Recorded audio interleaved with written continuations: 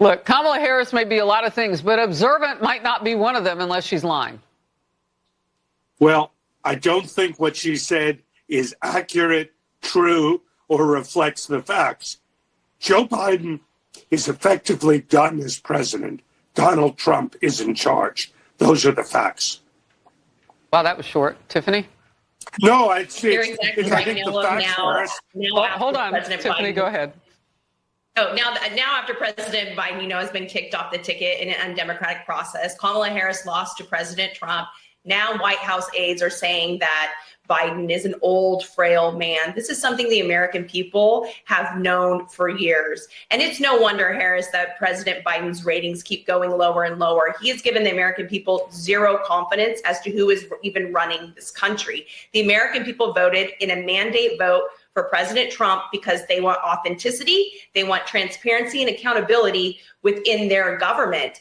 And that's exactly what they know they will get with President Trump. Look, President Trump is bringing in people from all walks of life, government outsiders, Democrats, even people who didn't believe in his vision to save our country previously are jumping on board with President Trump now. And when you look at President Biden's appointees and his administration, it has failed the American people time and time again.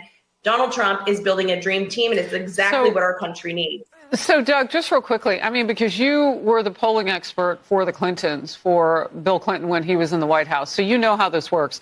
Talk to me about 66% of people disapproving this current president. Very good question, Harris. Donald Trump has a 45 to 50% approval and is effectively in charge because Joe Biden's approval is at one of the lows I've ever seen. Bill Clinton, when we started with him in 94, was at 38, 39, and that was a crisis. He wouldn't have been reelected with that number. Joe Biden at 34% effectively only has partisan Democrats. The country has moved on. This is not a question of ideology. It's just a fact. And you can see by the way he moves, the way he acts, and his absence since he withdrew, that he's effectively not making decisions. No one's in charge. That's why world leaders and indeed the congressional leadership is rallying around Trump, not Biden. Wow. We're taking a look at some video and some pictures and what we've known since even previous to June. If you look back even a year ago, he's just simply not the same person. So when you look at that on the world stage, and Doug, I want to go back to you for a moment on this. We've got a lot going on around the world. You've got Ukraine and Russia. You've got a situation where, with China now aligned in some kind of a way with Russia as well, Iran as well, North Korea putting troops on the ground against Ukraine. All of this happening under this one watch and a government that may shut down in less than 24 hours. We don't even hear from Biden. We don't hear from Biden. We also do not have a strategy, as you're suggesting, to deal with the crisis in the Middle East with the fall of the Assad regime in Syria, the fact that there's going to be a peace process almost certainly beginning in Ukraine.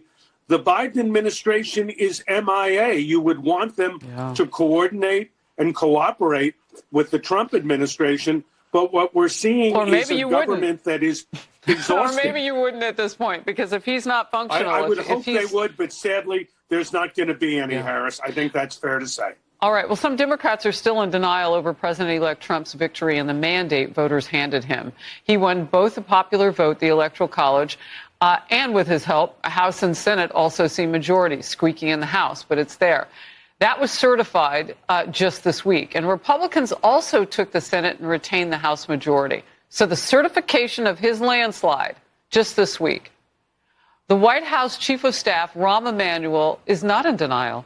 His new op-ed has headlined "The Road Back to Power for Democrats." And here's a part of it. November was a jarring reminder that misjudging the mood of a nation can be catastrophic. If Democrats are to make the most of the next election, they must ready their message and messengers, abandon failed orthodoxies, and embrace strategies with a record of delivering seats, success, and real prosperity. Here's Al Sharpton. I would not say jarring, because let's remember the Democrats only lost by less than 2%. So we keep acting like there was a landslide against the Democrats. That's not true. I think, though, that Rahm is right. If there had been more emphasis and more projection on the pain that people were feeling, they would have edged that 1.5% and won the election. Tiffany, I mean, it's going to take more than messaging and messengers, and people weren't having a feeling. They were having an experience of a bad economy and illegal immigrants and crime.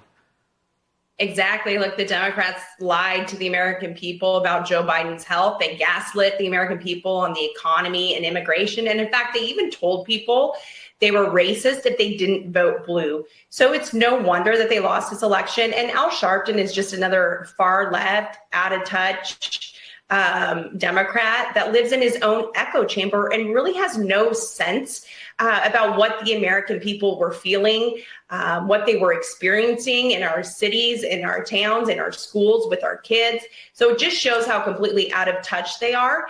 And this is a great opportunity for America. And that's exactly what Donald Trump is doing, is bringing in people from all walks of life who can get this country on the right track. And he's bringing in Democrats. I mean, two of his top picks are Democrats, RFK Jr. and formerly a Democrat, Tulsi Gabbard. But just to stay with the Kennedy for the moment, I think you were on this very program with me, Doug, months ago when he got into the race. And I said, if Kennedy is in the race, that changes the game for somebody. And now the game is changing. I mean, have you ever seen what you're watching with Trump picking somebody of the opposite party to be in his cabinet?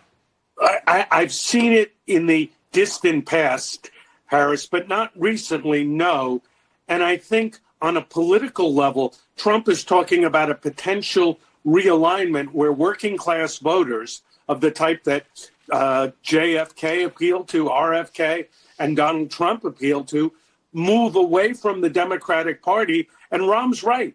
We Democrats are out of touch. We have to get tough on the border, tough on inflation, tough on the cost of living, and tough on sanctuary cities and crime. Otherwise, we'll keep losing. So it's not just 1.5%. It's a party that's out of touch with the American people and losing the voters that have been the bedrock of our support for generation after generation. Well, I want to wish you a Merry Christmas, and also to you, Doug, a Happy Hanukkah. They occur on the same day. Harris. Hanukkah kicks off on Christmas this year, so a dual